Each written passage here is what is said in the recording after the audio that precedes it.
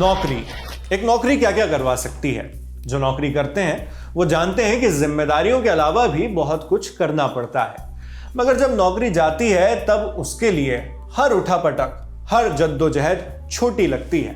तब आप पुरुष हो या महिला, जवान हो या उम्र दराज, घड़ी नहीं देखी जाती, विरोध किया जाता है। सड़क पर, दफ्तरों के बाहर, मैदानों पर। वीडियो की शुरुआत में आपने जो विजुअल्स देखे हैं वो इसी बात की तस्दीक करते हैं।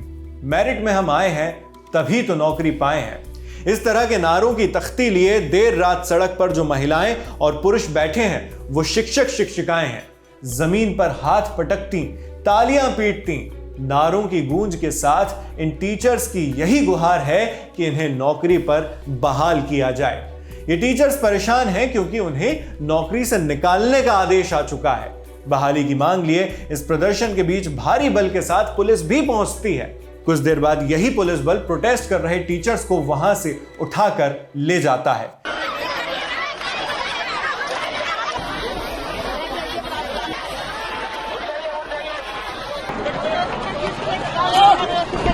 इस कवायद में शिक्षकों को घसीटा जाता है और ले जाया जाता है बस के अंदर। ये वीडियो छत्तीसगढ़ की राजधानी रायपुर से आए हैं, जहां पर शिक्षक नौकरी से बर्खास्त किए जाने का विरोध कर रहे हैं। यह प्रदर्शन 19 जनवरी की रात भी जारी था। रविवार की ही देर रात पुलिस उन शिक्षकों को हिरासत में लेने पहुंची। पुलिस किस तैयारी के साथ ये एक्शन लेने गई थी उसका अंदाजा इसी बात से लगाया जा सकता है कि मौके पर कितनी प्राइवेट बसेस खड़ी हैं। जिस बस के अंदर पुलिस सभी को ले जा रही है वो भी एक प्राइवेट बस ही है। इस लाल हरे रंग की बस की बॉडी पर शोएब लिखा हुआ है। वीडियो में इस बस के पीछे भी एक और प्राइवेट बस खड़ी दिखाई देती है। मगर पुलिस हिरासत में जाने के बाद भी टीचर्स अपने मोर्चे पर अडिग रहे और बस के अंदर से भी मीडिया के सामने मांगे अपनी फिर से दोहराई गई। सर पूरा घसीट के लाए हैं हमें। हम कोई विरोध कर रहे थे क्या? हम तो अपने अधिकारों की मांग कर रहे हैं ना। हम पेपर दिला के आए हैं, हमारा हक है, हमारा ये जो जॉब है। अब शासन की गलती है या एनसीटी की गलती है, उसकी सजा हमें क्यों दी जा रही है? हमारे यहाँ हमारे पालक है, हमारे पापा, उनको घसीट के लाया गया है यहाँ पे। मेरे पापा उधर और जो है ना उनको चोट भी लगी हुई है, खून भी बह रहा है, तब भी इसे देख रहे हैं। इतनी सिचुएशन देखिए। वो जो है ना वो कैसे बोल रहे हैं उनको देखिए। ये जो हमारी मैडम है यहाँ पे, खून पूरा देखिए, ये निकल रहा है, ये सारा चीज निकल रहा है, सारा चीज होने के बाद की मानवता बताइए। इस तरीके से हमारे व्यवहार किया जा रहा है, हमारी गलती क्या? सरकार में प्लीज बताइए, हमारे साथ इस तरीके से व्यवहार किया जा रहा है। सर प्लीज आप लोग से निवेदन है सर कि जिस तरीके से सरकार हमसे आके भी बात नहीं कर रही है, हमारे साथ ये सब हरकतें की जा रही है। आप लोग बताइए सर कि कहाँ की मानवता है? सर हमारे साथ तो खुद गलत हो रहा है, फिर भी हमारे साथ कोई भी हमारे से सपोर्ट नहीं कर रहा है, ना पुलिस कर रही है, ना प्रशासन कर रही है। सर हम कहाँ जाएंगे? आप बताइए। हमारे तरफ परिवार डिपेंडेंट है सर। यहां प्रोटेस्ट कर रही शिक्षिका ने एनसीटीई का जिक्र किया, जिसका full form national council for teacher education है। अब एनसीटीई का इस विवाद में क्या रोल है और पूरे विवाद की उपज हुई कहां से, सब कुछ आपको इसी वीडियो में आगे बताएंगे। मगर आपको पुलिस और शिक्षकों के बीच हुई इस झड़प का वो हिस्सा भी देखना चाहिए जब एक पुलिसकर्मी को आक्रोशित और भावुक महिला टीचर्स ने घेरे में ले लिया।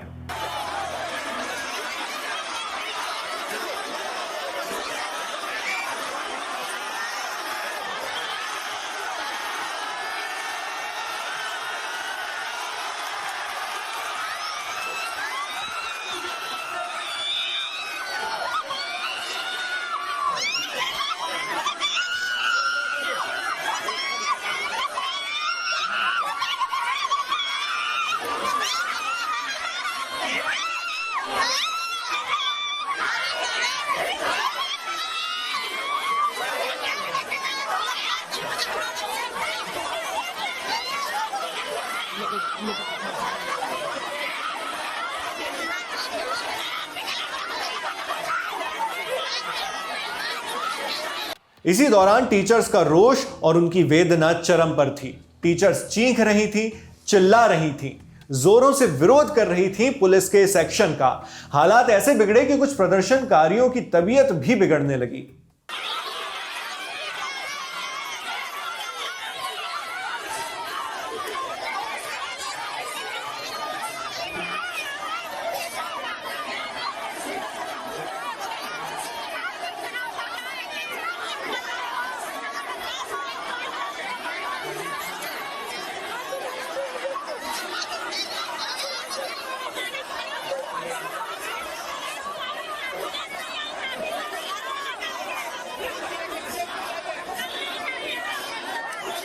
पुलिस का इस बारे में क्या कहना है वो भी सुनिए। बीएड के अभ्यर्थी लोग थे जो कि अपने टर्मिनेशन के विरोध प्रोटेस्ट कर रहे थे। इनको बोला गया कि अपना जो प्रोटेस्ट है वो एक तरीके से कानूनी ढंग से करें। यहाँ पे परमिशन नहीं थी बैठने की, उसके बावजूद इस आम रास्ते को रोका गया। सुबह से लगभग 10 घंटे तक इनको अनुरोध किया गया कि आप रास्ते को खाली कर दीजिए, पूरे शहर को इससे काफ़ी तकलीफ हो रही है। उसके बाद फिर एसडीएम साहब के आदेश पर इनको यहाँ से हटाया गया है।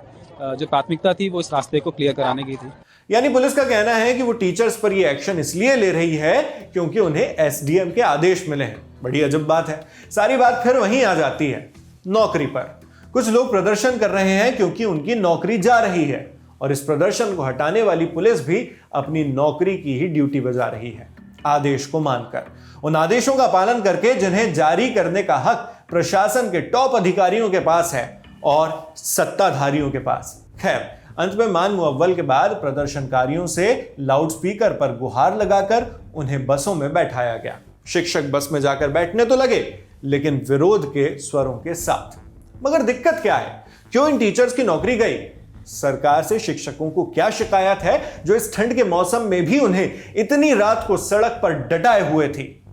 इसके लिए मामले का बैकग्राउंड समझना होगा, जो 2023 में शुरू हुआ। छत्तीसगढ़ लोक शिक्षण निदेशालय यानी directorate of public instructions DPI ने छत्तीसगढ़ व्यापम के माध्यम से 4 मई 2023 को सहायक शिक्षक भर्ती का नोटिफिकेशन जारी किया था, जिसके तहत कुल 6285 पदों पर भर्ती की जानी थी। ये सभी पद वर्ग 3 यानी क्लास 1 से लेकर क्लास 5 तक के लिए जारी किए गए थे। नोटिफिकेशन में बीएड डिग्री और डीएड डिप्लोमा वालों को एलिजिबल यानी योग्य माना गया। एग्जाम होने के बाद 2 जुलाई 2023 को रिजल्ट भी जारी कर दिया गया। इसके बाद इसकी मेरिट लिस्ट आई। फिर इसी लिस्ट के साथ अगस्त सितंबर 2023 से शिक्षकों की ज्वाइनिंग शुरू हो गई। लेकिन इसी बीच 11 अगस्त 2023 को क्वालिटी ऑफ एजुकेशन के आधार पर सुप्रीम कोर्ट ने एनसीटीई का वो गजट रद्द कर दिया जिसमें बीएड डिग्री होल्डर्स को भर्ती के लिए एलिजिबल बताया गया था। इसके ठीक 10 दिन बाद बिलासपुर हाईकोर्ट ने बीएड डिग्री वाले सिलेक्टेड कैंडिडेट्स की काउंसलिंग प्रक्रिया पर रोक लगा दी। इस आदेश के खिलाफ प्रभावित कैंडिडेट्स ने सुप्रीम कोर्ट का रुख किया, जहां से उन्हें अंतरिम राहत मिल गई। 21 सितंबर 2023 को बीएड और डीएड दोनों शैक्षणिक योग्यता वाले अभ्यर्थियों को नियुक्ति मिल गई, नौकरी मिल गई। हालांकि चूंकि ये मात्र एक अंतरिम राहत थी, इसलिए इसमें यह कंडीशन भी सेट थी कि इसका प्रभाव हाईकोर्ट का फैसला आने तक ही रहेगा, जो आया अप्रैल 2024 में। अपने अंतिम फैसले में हाईकोर्ट ने उन सहायक शिक्षकों को पदमुक्त करने का आदेश दे दिया जो बीएड डिग्री के तहत एलिजिबिलिटी क्राइटेरिया में फिट हुए थे और उसी के तहत परीक्षा में शामिल हुए थे। इसके बाद फैसले से प्रभावित असिस्टेंट टीचर्स फिर से सुप्रीम कोर्ट गए, लेकिन इस बार उन्हें वहां से कोई राहत नहीं मिली, बल्कि सुप्रीम कोर्ट ने उनकी स्पेशल लीव पिटीशन यानी एसएलपी को खारिज करते हुए जो बात कही वो बात बहुत अहम है। सुप्रीम कोर्ट ने कहा, एनसीटीई ने 4 सितंबर 2023 को राज्य सरकार के मुख्य सचिव को 2018 का गजट खारिज होने की सूचना दे दी थी। इसके बावजूद बीएड डिग्री धारकों को नियुक्ति दे दी गई। यानी कुल मिलाकर सुप्रीम कोर्ट ने इस मामले में छत्तीसगढ़ की राज्य सरकार की ही चूक बता दी। यहां कोर्ट ने जिस एनसीटीई का नाम लिया वो संस्था शिक्षकों से जुड़ी भर्तियों के लिए उनकी एलिजिबिलिटी यानी योग्यता को निर्धारित करती है।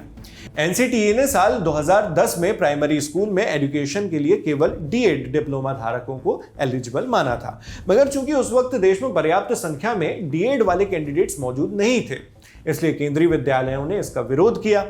इसके बाद भारत सरकार के विरोध पर एनसीटीई ने जून 2018 में एक संशोधित गजट जारी किया। इसमें बीएड कोर्स को ब्रिज कोर्स के साथ प्राइमरी एजुकेशन के लिए एलिजिबल कर दिया गया था। यही वो गजट है जिसे सुप्रीम कोर्ट ने 11 अगस्त 2023 को खारिज कर दिया।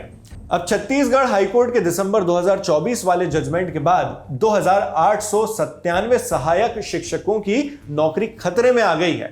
कोर्ट ने 10 दिसंबर 2024 को बीएड डिग्री धारकों की नियुक्ति रद्द करने का आदेश दिया, जिसकी प्रक्रिया पूरी करने के लिए 2 हफ्तों का समय दिया गया था। इसके साथ ही कोर्ट ने असिस्टेंट टीचर के पदों पर डीएड डिप्लोमा होल्डर्स को नियुक्त करने को कहा।